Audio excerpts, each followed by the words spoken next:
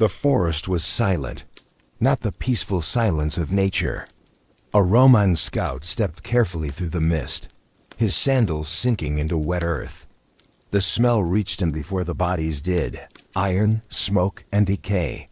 Then the fog shifted, and the ground revealed its secret.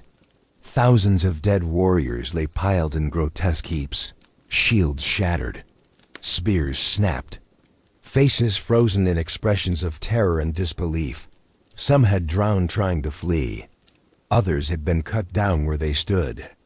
And at the center of the devastation stood the cold machinery of Roman conquest. Rows of disciplined soldiers beneath crimson banners, their eagle standards rising above the carnage like silent witnesses. This was not merely a battle. It was the beginning of something far darker. In 58 BC, a rising Roman general named Julius Caesar marched north into the vast tribal lands known as Gaul. Officially, he claimed he was protecting Rome's allies. But what followed would become one of the most brutal military campaigns of the ancient world. Entire tribes would vanish, cities would burn, hundreds of thousands would be enslaved or simply erased. For 8 relentless years, Caesar's legions carved a path through forests, rivers, and mountains, leaving behind a trail of devastation that would transform both Gaul and Rome forever. And by the time the war ended, one man would emerge powerful enough to destroy the Roman Republic itself. But before the empire was born, Gaul had to die. In the middle of the 1st century BC, the Roman Republic was already trembling under the weight of its own ambition. Political rivalries in Rome had grown poisonous, and powerful men sought glory through conquest beyond the Republic's borders. Among them was Julius Caesar, a man whose charm and intelligence hid a relentless hunger for power. In 59 BC, Caesar secured an appointment that would change history. He became governor of several northern provinces, including Cisalpine Gaul and Transalpine Gaul. Officially, his role was to maintain stability along Rome's frontier. Unofficially, it gave him command of several Roman legions that answered only to him.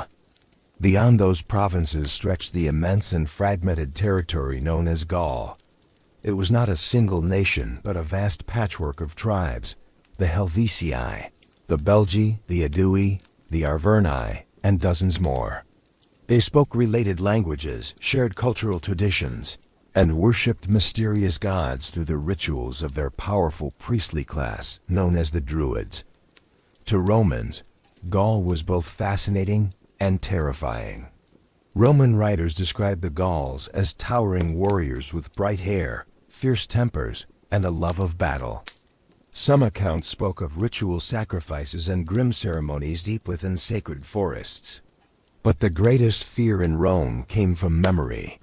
Nearly 3 centuries earlier, Gaulish warriors had marched into Italy and humiliated the Republic during the Battle of the Alesia, and Caesar understood how useful fear could be. The opportunity for war arrived in 58 BC, when a large tribe known as the Helvetii began migrating westward. Their homeland lay in the region, now known as Switzerland, but pressure from Germanic tribes and internal struggles had pushed them to seek new territory. Tens of thousands of people, warriors, families, wagons filled with possessions, began moving across Gaul. To Caesar, this migration was a gift. If the Helvetii crossed Roman territory, they could threaten Roman allies. At least that was the argument he presented to the Senate. In reality, the migration offered Caesar something far more valuable, a legitimate excuse for conquest. Roman legions moved quickly to block the Helvetii's path along the Rhine River. When negotiations failed, the Roman army pursued the migrating tribe for weeks, shadowing their enormous caravan across the countryside.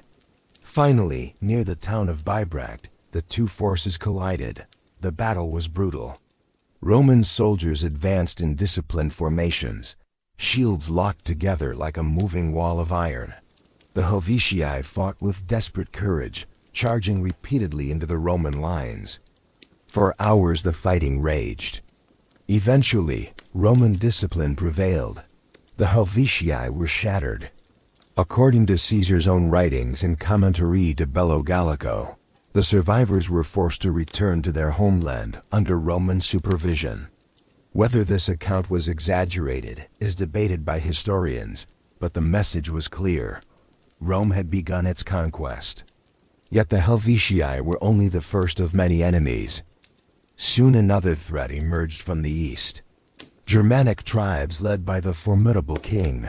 Again, Caesar presented himself as a defender. Again, war followed. The confrontation between Caesar and Ariovistus ended in another decisive Roman victory. The Germanic army was crushed, and survivors fled back across the Rhine River. Each victory made Caesar more powerful. Back in Rome, political rivals watched uneasily as reports of success arrived. Caesar sent detailed accounts of his campaigns to be read publicly, portraying himself as the savior of Roman allies and the unstoppable champion of the Republic. But the reality in Gaul was far darker. Roman warfare was ruthless by design. Cities that resisted were often destroyed. Prisoners were sold into slavery in enormous numbers. Entire communities disappeared after defying Roman authority. The most terrifying campaigns occurred in the north, against the tribes collectively known as the Belgae. Caesar himself described them as the fiercest warriors in Gaul. They would prove him right. Battles against the Belgae were savage and chaotic, fought across rivers and muddy fields where visibility was often limited. In one campaign, the tribe known as the Nervi nearly destroyed Caesar's army. Soldiers scrambled to form defensive lines while Gallic warriors poured over the earthworks. For a moment, it seemed possible that Caesar's entire campaign might collapse. But Roman discipline prevailed once again. The Nervi were annihilated. Ancient sources claim that only a fraction of the tribe survived. Whether exaggerated or not, the psychological impact was immense.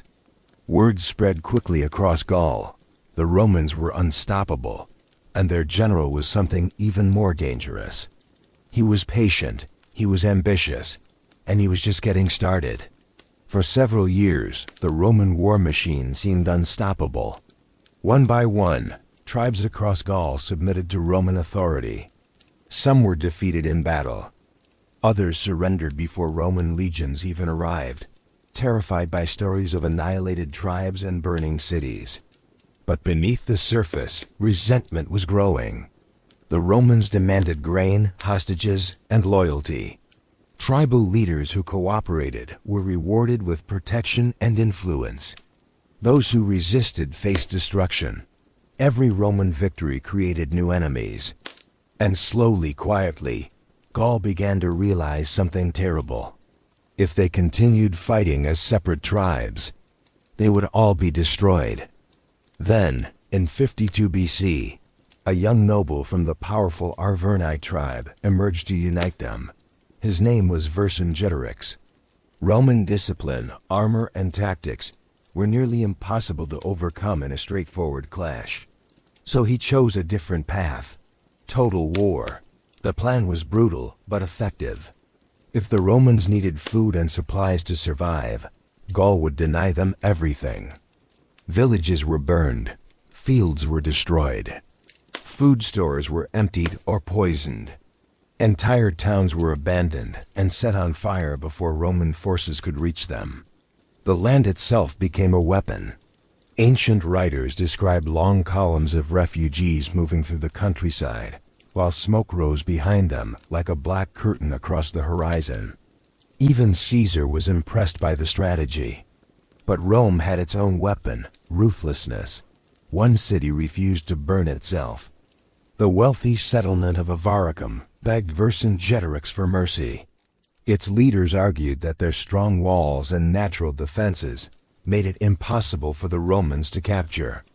Reluctantly, he allowed them to remain. It was a catastrophic mistake. Caesar immediately marched his legions to Avaricum and began constructing massive siege works. Roman engineers raised towering ramps of earth and timber, while soldiers protected the workers from arrows and stones.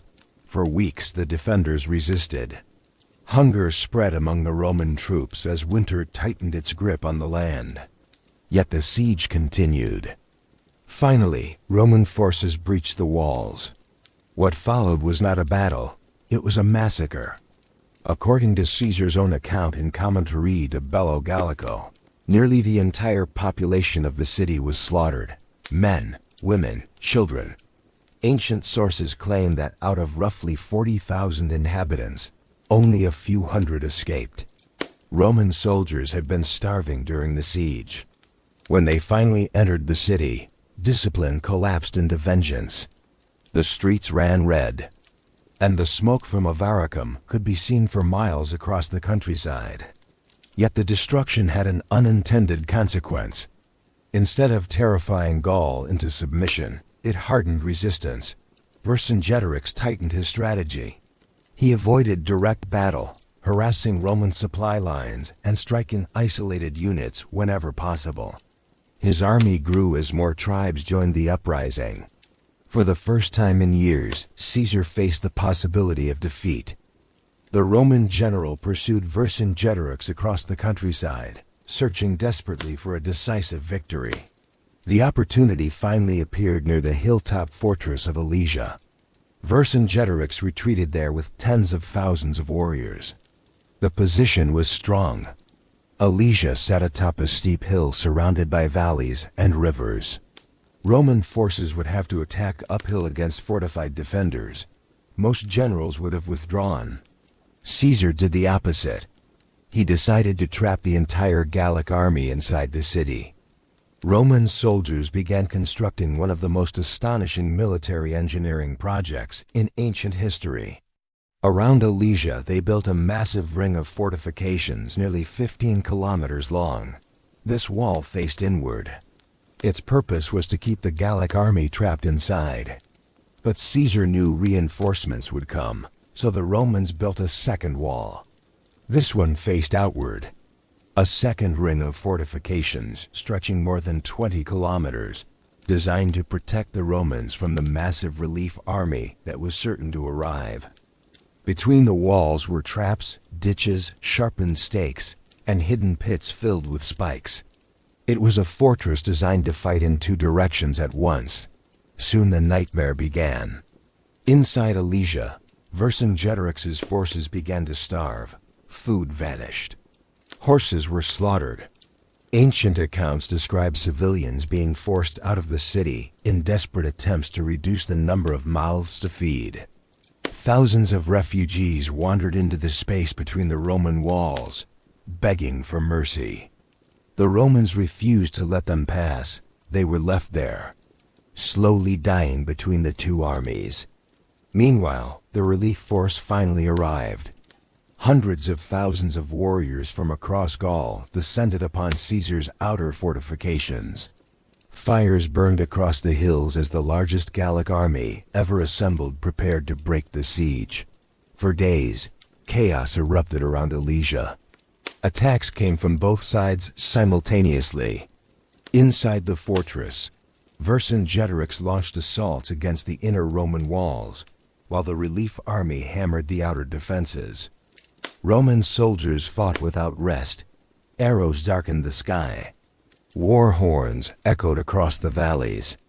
At one point, the Roman line nearly collapsed. But Caesar personally rode into the fighting, rallying his troops and launching a desperate counterattack with his cavalry. The Gallic assault broke. One by one, the tribal forces withdrew from the battlefield. The relief army dissolved. And inside Alesia, the starving defenders realized the truth. They were alone. Days later, Vercingetorix made his decision.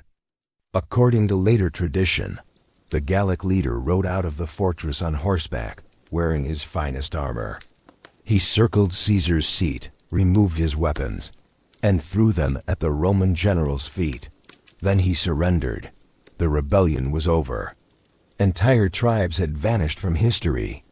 Ancient writers claim that more than 1 million Gauls died during the campaigns. while another million were enslaved and sold across the Roman world.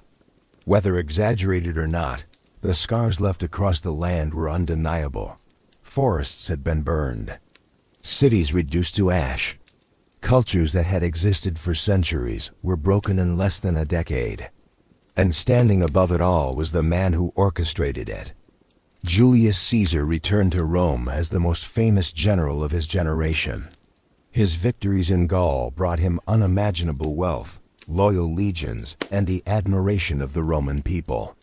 But they also brought fear. The Republic had created a conqueror too powerful to control. Within a few years, Caesar would cross the Rubicon River, igniting a civil war that would destroy the Roman Republic forever. In the end, the conquest of Gaul did more than expand Rome's territory. It transformed one ambitious general into a figure capable of reshaping history itself. And beneath the quiet fields of modern France, the bones of that forgotten war still lie buried, silent, waiting.